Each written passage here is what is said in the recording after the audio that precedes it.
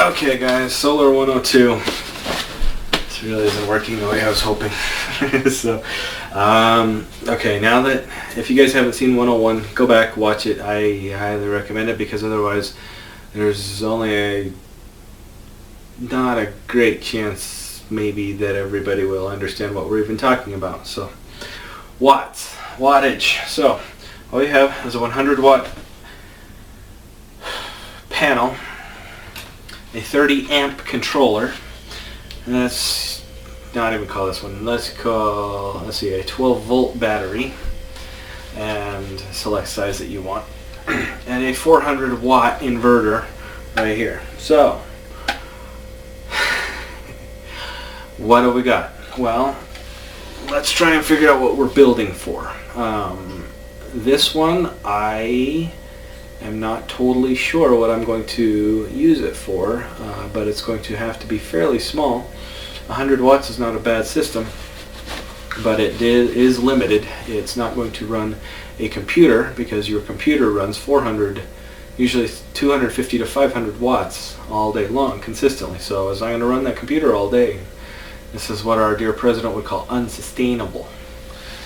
So you have a few options. Increase your solar panel size, get 3 more of these for a total of 400 watts.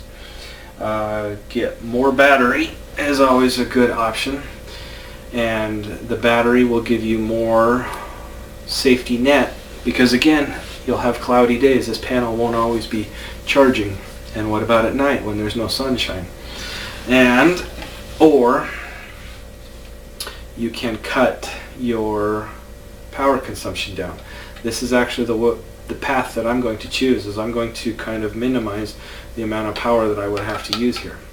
Let me give you a couple tricks that aren't normally shown, or maybe nobody's even thought of. But if you can get rid of this, you know, converting to an AC power, this thing runs somewhere around, I think it's 90% efficiency, 92, 91, 90.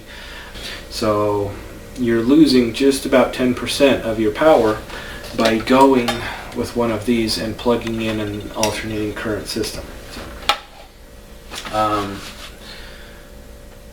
This one, I think I want to basically use it for light, and there will be a few odds and ends and pieces that I'll have. So one of the ways to do that, you can definitely eliminate this little beastie. You don't have to have a 120 volt light. So if you can eliminate your inverter, and let me tell you how to do that. Find your nearest camp trailer camping supply store and go in, or trailer supply, and see what they have. They will have white LED floodlights, just loosely. Well, sometimes they'll be in boxes. Our local one has them in bins, and you can just go get them, and each one has 2 wires, a positive and a negative. You remember, a positive and a negative.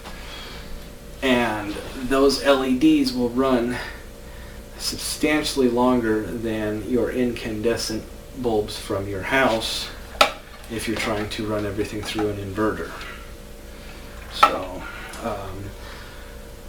okay, 102 I guess was a lot shorter than I thought. If you are going to try and run your entire house, understand you're going to probably need at least 10 of these, and they're not necessarily cheap. Plan on spending 12 grand, and that your power will kind of brown out from time to time. Our neighbors that are down the road have gone completely off-grid in their setup, and they run their business and their home on the solar electricity that they have. They're running, all of their lights are LED, and they are heating their water on their cook stove, and they are using propane heat, if I remember right, or propane for their stove in the summer, and they have a cook stove similar to ours for the winter. Their electricity bill, well, it doesn't exist. They don't have a bill because they don't have a line to their house now. So understand it will be a change of lifestyle if you go completely onto solar, which is one of the reasons that I have been reluctant to do anything solar related. And also the initial cost and setup. Right now, we don't feel it's worth it. Would rather work our way into minimizing our use of the grid. So, okay, so that's it for 102.